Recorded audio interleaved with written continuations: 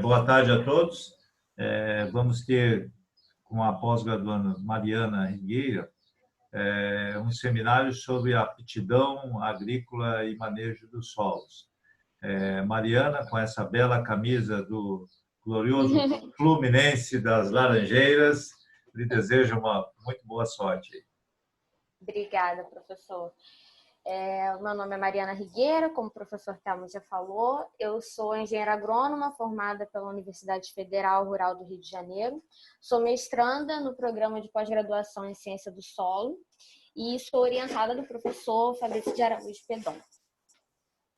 E hoje eu vou falar um pouquinho sobre aptidão agrícola e manejo dos solos. Aqui eu coloquei um breve roteiro. Primeiro eu vou introduzir, falar um pouco do sistema e depois falar um pouco da metodologia dele, principalmente no que tange ao manejo, porque ele é bem extenso, então não daria para tratar tudo. Depois eu vou apresentar alguns trabalhos acerca do tema, variando com o manejo e mostrando alguns mapas elaborados a partir das informações contidas no sistema, as considerações finais e as diferenças. Bom, o sistema de aptidão, de avaliação da aptidão agrícola das terras que nós temos atualmente é o de 1995, que é esse que está à direita na foto. Ele é a terceira edição, já tem um tempinho, por isso tem algumas adaptações sugeridas nele, mas ele foi criado a princípio para ser utilizado na interpretação dos levantamentos de solos, de forma a facilitar a visualização das características para posteriormente classificar esses solos quanto à sua aptidão. E na terceira edição ocorreu uma mudança no mapa, porque o mapa ele passou a ser, as terras passaram a ser apresentadas em um mapa só. E isso, na verdade, facilitou bastante, porque você pode ver a representação de uma área em um mapa só.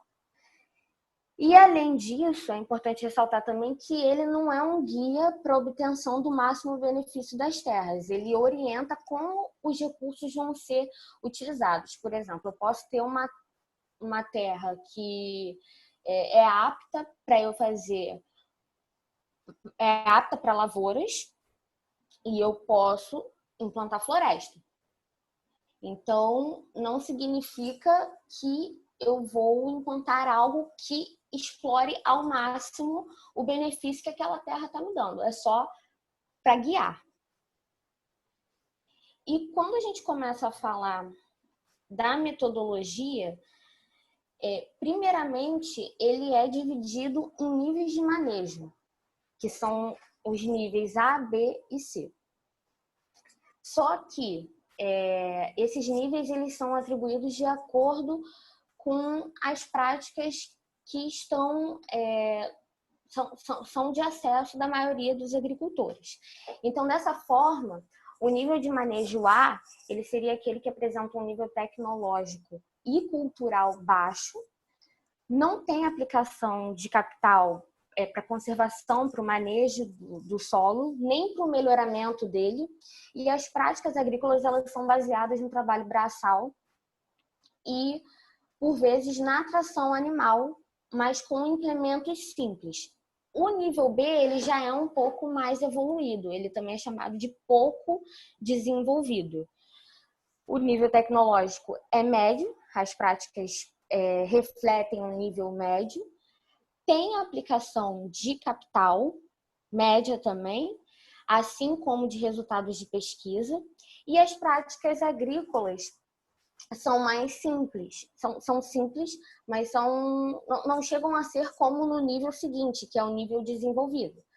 Eles fazem calagem, adubação, os tratamentos fitossanitários são simples, e a mecanização ela é utilizada só para desbravar, ou seja, para fazer o preparo inicial do solo, diferentemente do nível C, que é um nível considerado desenvolvido, onde a mecanização está presente em diversas fases e não só no início. E a aplicação de capital é mais intensiva e, como eu já falei, o nível tecnológico é alto, então seria representando no que nós temos hoje em dia, né, o mais evoluído da agricultura de precisão.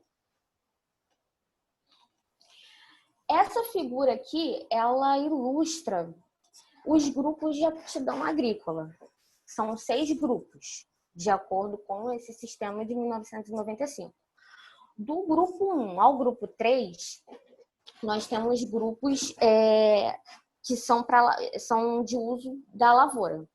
Então, por exemplo, o grupo 1. No grupo 1, eu teria, pelo menos, em algum nível de manejo, uma aptidão boa para a lavoura. No nível 2, seria, pelo menos em algum nível de manejo, uma aptidão regular. E no nível 3, já seria, em pelo menos algum nível de manejo, uma aptidão restrita. Já o grupo 4 é para pastagem plantada. O 5, ele une a silvicultura e a pastagem natural, então eu posso ter ali uma aptidão para a silvicultura e para a pastagem natural, ou para um ou outro. E o grupo 6 seria destinado para a preservação da fauna e da flora. Então, conforme eu desço de 1 para 6, eu vou diminuindo as minhas alternativas de uso, porque eu vou aumentando as limitações. A gente percebe um aumento das limitações.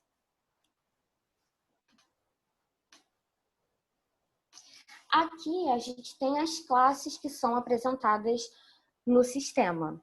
As classes, como eu já tinha falado um pouco no slide anterior, é boa, regular, restrita e inapta. Na verdade, essa tabela está representando a simbologia das classes, mas o que seria uma classe de aptidão boa? Seria aquela que não tem limitações significativas para eu desenvolver uma produção.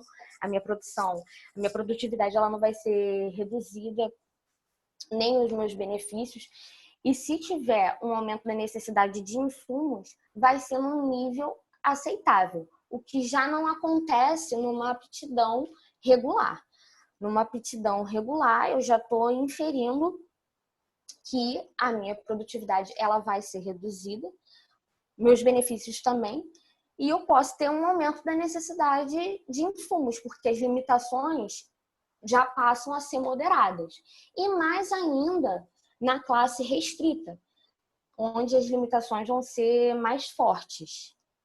E aí também vai ter a redução da produtividade, que eu tinha falado, para a classe regular.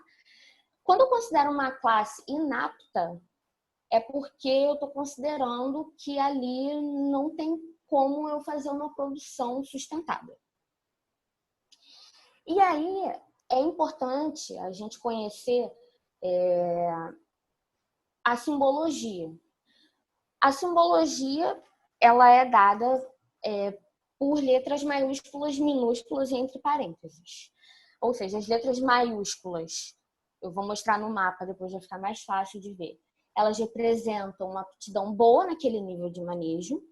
A regular seria a letra minúscula, a restrita seria entre parênteses, e a inapta ela é representada somente por um traço, não tem letra. E aqui estão os fatores de limitação das terras que também são considerados pelo sistema.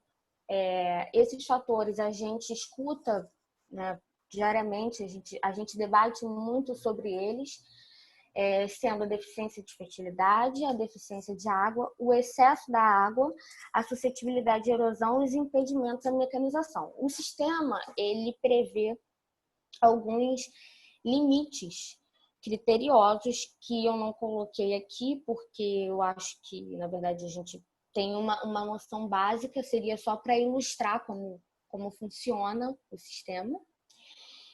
E a gente vai determinar em qual grau de limitação aquela deficiência se encontra. Por exemplo, eu estou observando, eu observo um perfil, tenho os dados dele, e eu quero dizer qual é o nível dele de deficiência de fertilidade. Aí eu tenho que dizer para o nível de manejo A, para o nível de manejo B e para o nível de manejo C. E esses graus, eles vão de nulo a extremamente forte, no caso, para a erosão. E podem ser intermediários também. Então, eu tenho nulo, tenho ligeiro, eu posso ter um nulo barra ligeiro, eu posso ter um ligeiro barra moderado. E as interpretações, elas às vezes variam de pessoa para pessoa. O que não pode é eu determinar uma deficiência como nula e uma outra pessoa determinar como forte. Isso seria muito... fugiria muito. Tem que mais ou menos combinar ali. E não são levados, além de serem levados em consideração os fatores que já estão expressos no solo, que a gente já conhece, que são a textura, a estrutura, a CTC, a saturação de bases, a gente leva em consideração também os fatores ecológicos, como, por exemplo, a temperatura, a umidade, a declividade, principalmente para mecanização, para erosão, a pluviosidade. Por exemplo, numa deficiência, como eu identifico a deficiência de água? Se eu sei que ali eu tenho uma vegetação subperennifolia, eu posso prever que eu vou ter de 1 a 2 meses de seca. Então, a minha deficiência seria nulo barra ligeiro, por exemplo. E seria assim para os 3 níveis de manejo determinados, o A, o B e o C. Porque esse sistema, ele não prevê melhoramento da água. Ele não inclui a irrigação, no caso. E outros fatores que incluem, na verdade, os fatores que incluem são a fertilidade, a deficiência de oxigênio e a suscetibilidade à erosão. Nesses fatores, eu posso tentar melhorar nos níveis de manejo B e C, porque na verdade, teria capital para isso, teria condições para isso. E a mecanização e a água, eu não posso. O sistema ele não inclui melhoramento para esses fatores. Isso significa que o grau que eu determinar para o nível de manejo A, ele vai ser o mesmo no nível de manejo B e no nível de manejo C, tanto para a mecanização quanto para a água. E aí aqui, segundo o sistema, estão separados também em classes. Eu trouxe só da fertilidade e da erosão, não trouxe do oxigênio, eu trouxe os que eu achei mais importantes.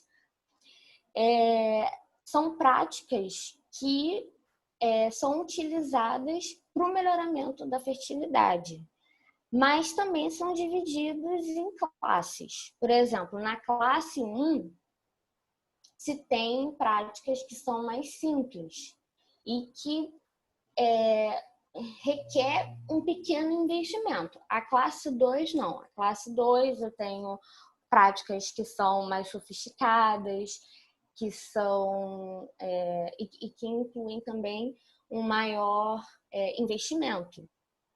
Aqui, no caso, eles falam repetem algumas também, né? Mas no sistema ele ainda fala de quantidade. Por exemplo, ele fala que no nível de manejo B, a correção do solo, eu só posso fazer uma calagem até 2 toneladas por hectare.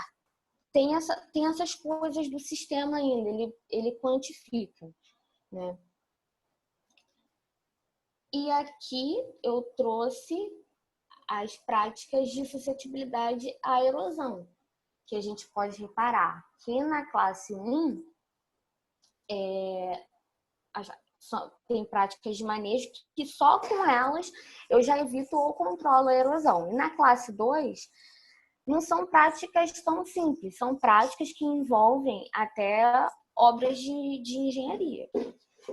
Então, são separados por essas classes. Eu trouxe como exemplo.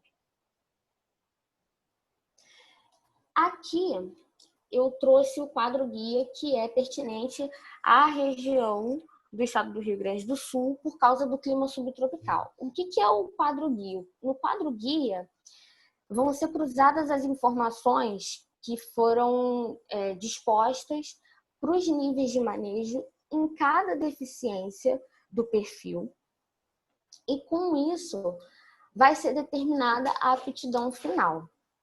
Eu não coloquei exemplo porque eu estou apresentando só o básico mesmo, só para ter uma noção. E esse quadro, na verdade, existem 3. Eu trouxe um de clima subtropical por causa da região sul, né? Mas tem o de clima tropical úmido e também o de clima semiárido. E aí os graus vão mudando, obviamente, com cada clima, né? Cada clima tem a sua particularidade. Aqui eu achei importante trazer essa informação também da convenção das cores, porque quando se faz um mapa de aptidão agrícola, o grupo 1 ele é representado com cores verdes, o 2 na cor marrom, o 3 laranja, o 4 amarelo, o 5 rosa e o 6 cinza, em diferentes tonalidades. E assim, isso torna mais fácil a identificação. Eu olho e já sei de qual grupo é aquela aptidão. E eu trouxe um exemplo também do município de Alegrete, de uma fazenda. Aqui, ó. Nas áreas em verde, a gente tem terras que são boas para lavoura, tanto no nível A, quanto no nível B, quanto no nível C.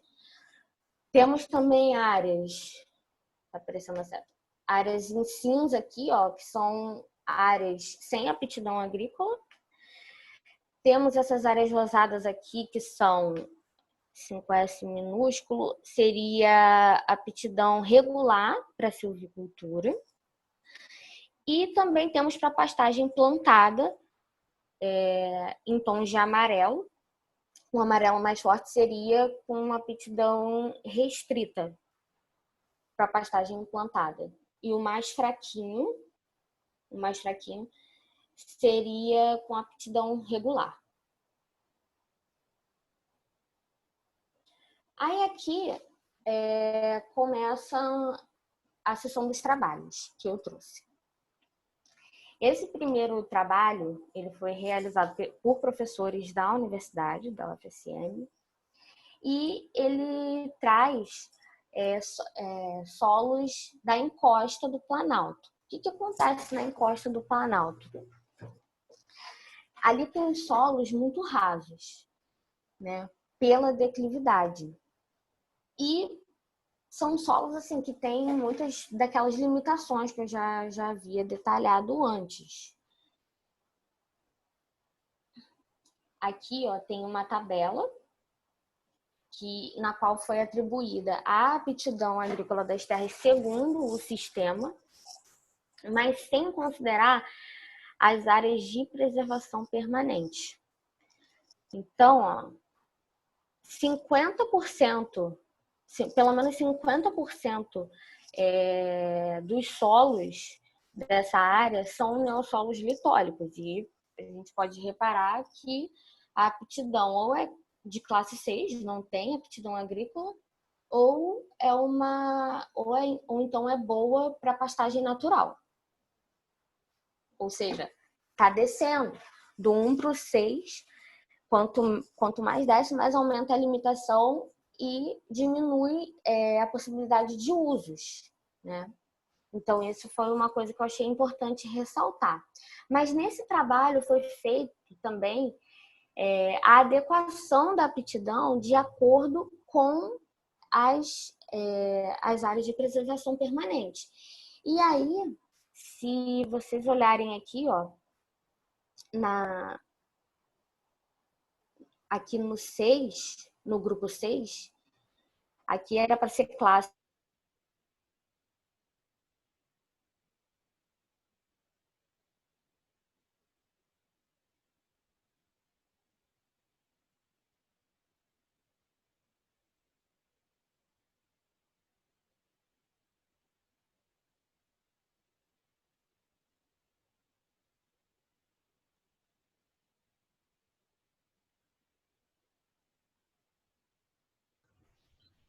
que a Mariana congelou. Vamos aguardar um minutinho.